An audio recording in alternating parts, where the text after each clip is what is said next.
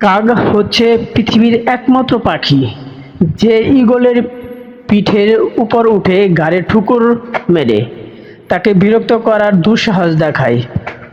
মজার বিষয় হচ্ছে ঈগল কিন্তু কাকের সাথে যুদ্ধ করে তার সময় ও শক্তির অপচয় করে না। ঈগল যেটা করে সেটা হচ্ছে সে দ্রুত গতিতে উপরে উঠতে থাকে অধিক উচ্চতায়।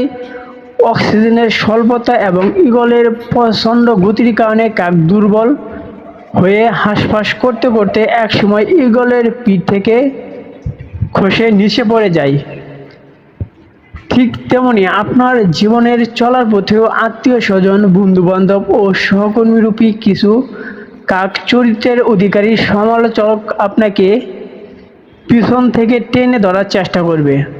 ওদের সাথে লড়াই করতে গিয়ে নিজের মূল্যবান সময় ও শক্তির অপচয় না করে আপনি শুধু তাদেরকে আপনার উচ্চতায় নিয়ে যান। দেখবেন তারা পালাবে, কারণ ওই উচ্চতায় তারা কখনোই টিকবে না এবং ওখানে পৌঁছানোর যোগ্যতাও তারা রাখে না।